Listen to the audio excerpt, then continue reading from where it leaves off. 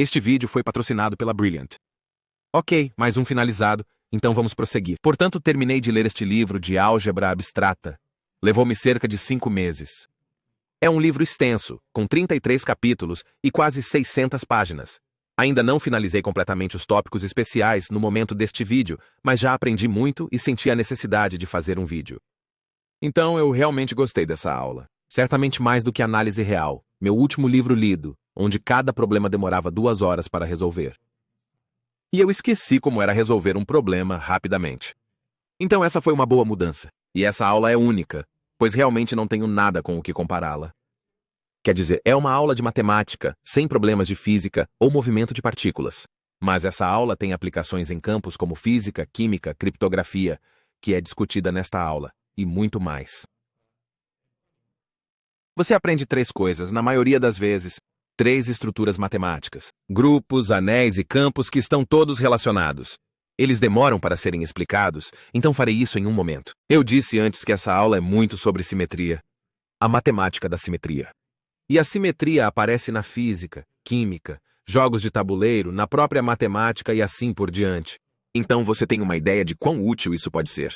Mas tem mais do que isso. Essa é uma aula obrigatória para estudantes de matemática. Mas estudantes de física e cientistas da computação também a cursam. Não sei se é necessário ou se escolheram como eletiva ou se depende da escola. Mas não é só para os principais alunos de matemática. Você pode fazer isso cedo na faculdade, eu presumo, já que não há muitos pré-requisitos. O maior, eu diria, é provas básicas. Se você está confortável com provas diretas, prova por contradição, contrapositiva, indução, se e somente se, então você está praticamente coberto. Eu sugeriria fortemente algum conhecimento em teoria dos números, mas você não precisa de muito. É apenas que na álgebra abstrata há muita aritmética modular e muitas soluções ou teoremas, principalmente no início do livro, envolvem o mínimo múltiplo comum, ou o maior divisor comum de algumas coisas. Então, se você sabe, por exemplo, por que isso não tem soluções inteiras, e por que isso tem, em relação a maiores divisores comuns, e também sabe como mover as coisas neste problema de aritmética modular, provavelmente tem conhecimento suficiente. Caso contrário, talvez 2 capítulos de um livro de teoria dos números sejam suficientes. Ou apenas assista a alguns vídeos no YouTube. Portanto, a álgebra linear é outro pré-requisito, mas diria que não é necessária para os 19 primeiros capítulos deste livro. Sim, aparece, mas se você simplesmente ignorar os exemplos concretos e problemas práticos de álgebra linear, você ficará bem. Eles representam apenas talvez 5% dos problemas, e os outros 95% não têm nada a ver com álgebra linear, ou matrizes ou qualquer coisa assim. Após o capítulo 19, você começa a generalizar campos vetoriais e vetores base que eles revisam, mas seria estranho tentar isso sem um conhecimento em álgebra linear. Ok, vamos para uma explicação. Não será um mergulho profundo, mas uma visão geral genérica. Você aprende novamente 3 tópicos, grupos, anéis e campos. Todos são conjuntos, como aqui está um conjunto, o conjunto de inteiros. Agora, para que um conjunto seja um grupo, o mais amplo dos 3, alguns critérios precisam ser atendidos. O principal que vou enfatizar é que tem que haver alguma operação, como adição neste caso, que permite combinar 2 elementos do seu conjunto e obter algo que também está no seu conjunto. Então, o conjunto de inteiros é um grupo sob adição, porque você pode pegar quaisquer 2 inteiros, combiná-los com a adição e obter um terceiro. Existem outras razões para isso ser um grupo, mas não é importante para este vídeo, porque o que é importante notar é que os grupos não se importam com qual é a operação. Claro, poderia ser adição ou multiplicação, mas o conjunto de todas as permutações de, digamos, 3 objetos forma um grupo usando a operação de composição, basicamente aplicando uma mistura à outra. Como aplicar esta embaralhada, que troca a primeira e a segunda posição, então isso, que troca a segunda e a terceira posição, te dá isso. Apenas outra permutação ainda no seu conjunto. Pode parecer estranho, mas apenas pegamos a permutação original, trocamos os 2 primeiros, depois os 2 últimos e obtivemos outra permutação. Então, para grupos, a operação não importa. Você simplesmente não pode deixar o conjunto com essa operação. Os anéis são um pouco mais restritivos. Eles também são conjuntos, mas as operações devem ser adição, subtração e multiplicação. Não pode ser qualquer coisa agora. Então, o conjunto de inteiros também é um anel. Eu posso pegar quaisquer dois elementos, aplicar essas três operações e obter outro número inteiro. Um tema realmente grande discutido neste livro são os polinômios, e o conjunto de todos os polinômios com, digamos, coeficientes inteiros também formam um anel. Eles combinam pelas três operações, resultando em um polinômio de coeficientes inteiros. E isso acontece muito neste livro, onde você analisa polinômios, mas restringe o que podem ser seus coeficientes e o que pode ser inserido. Por exemplo, esse polinômio pode ser fatorado assim, mas se você restringir seu mundo apenas para números racionais, então isso não pode ser fatorado, porque raiz de 2 é irracional. Então, dizemos que é irredutível sobre o conjunto de racionais. E enquanto isso parece estranho de se fazer, existem aplicações, que mostrarei em um segundo. Então, finalmente, os campos são um pouco mais rigorosos do que os anéis. São conjuntos que requerem divisão, além das três operações necessárias para um anel. Então, são 4 operações que conhecemos desde a escola primária. Assim, o conjunto de inteiros não é um campo, porque embora as 3 primeiras operações funcionem, você não pode pegar 2 inteiros, quaisquer, e dividi-los e obter outro inteiro. O conjunto de números racionais é um campo, no entanto. Isso também vale para números reais e complexos. Agora, enquanto existem 3 tópicos principais, eu meio que penso nesta aula como grupos, depois anéis e campos.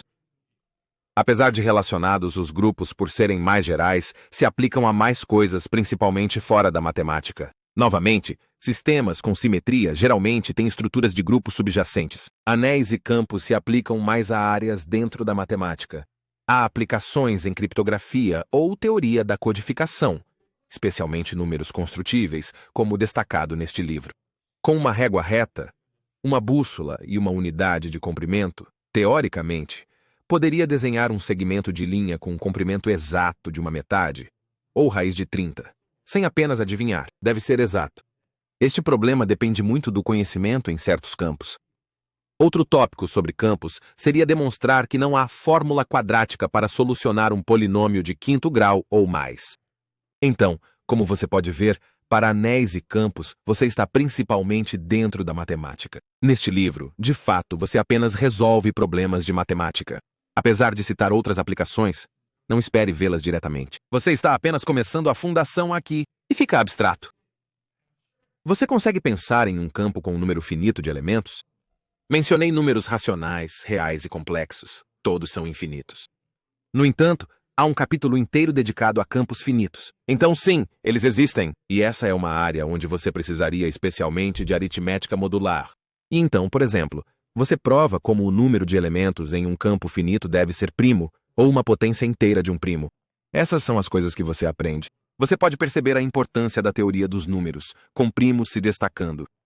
Mas não é apenas isso, aqui estão algumas definições. Agora me diga o que é um campo ou um anel e o que não é. Uma vez que você obtém essas definições, existem certas propriedades que se revelam e que lhe dão mais intuição sobre o que são e como podemos usá-las. Então quero mencionar que sei que essas coisas parecem aleatórias.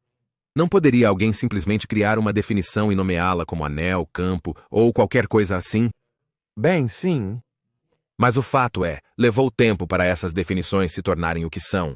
E elas se tornaram assim porque continuaram aparecendo em matemática e até em outras áreas. Elas são definidas como são porque se provaram ser úteis. Por exemplo, eu adoro o capítulo sobre números construíveis deste livro, que vem bem no final, mas ele reúne tanta coisa. Quando eu aprendi sobre construção em geometria, achei tão chato. Sinceramente, não me importo se você pode dividir uma linha ou um ângulo pela metade. Mas ao ver isso pela perspectiva da álgebra abstrata, não da geometria, achei interessante.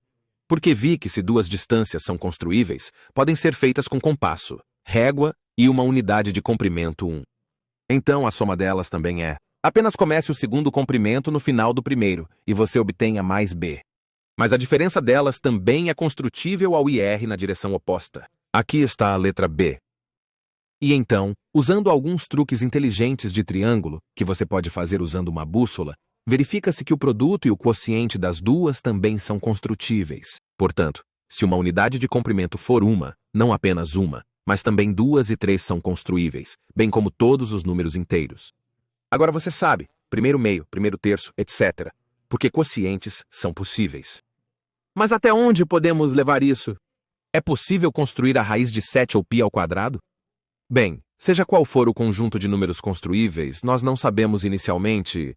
Sabemos que se pegarmos quaisquer dois, podemos aplicar essas 4 operações e obter algo mais no conjunto. Assim, o conjunto de números construíveis é um campo.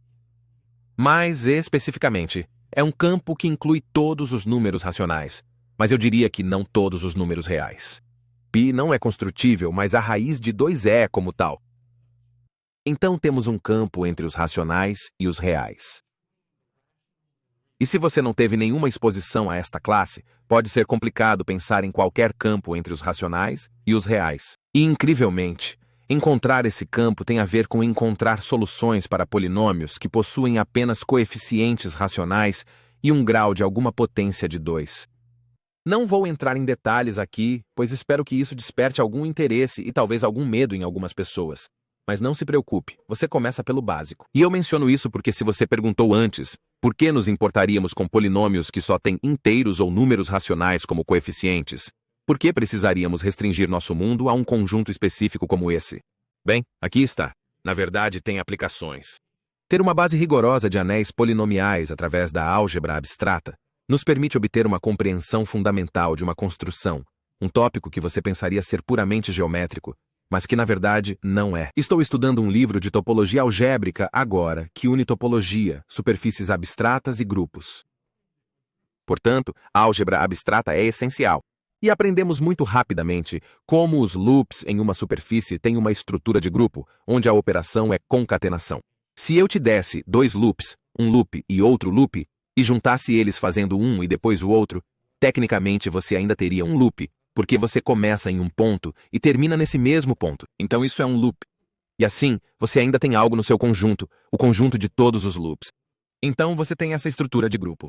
E você pode usar isso para provar certos teoremas topológicos que são muito visuais, como Born-Seguin, o teorema que diz que existem 2 pontos na Terra agora que estão diretamente opostos um ao outro em algum lugar, que tem a mesma temperatura e pressão. Também é útil para provar teoremas de ponto fixo. Então, há algumas aplicações legais lá, e essa é uma grande razão para eu querer estudar álgebra abstrata, pois é pré-requisito para algumas classes avançadas. E eu pessoalmente acho muito interessante ver 2 assuntos aparentemente diferentes se unirem tão bem. Honestamente, achei que essa dificuldade estava no meio das minhas aulas de matemática.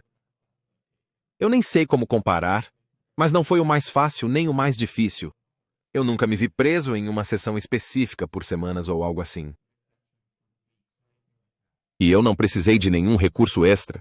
Eu apenas tinha o livro e passava pelos exercícios de prática, referenciando os teoremas quando necessário, e isso era tudo que eu realmente precisava para aprender o material.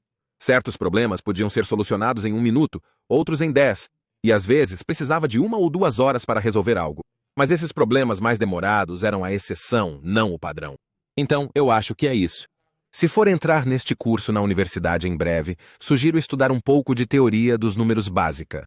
Caso contrário, você provavelmente está pronto para IR. Colocarei um link na descrição do livro didático usado por mim. Parece um padrão comum na universidade.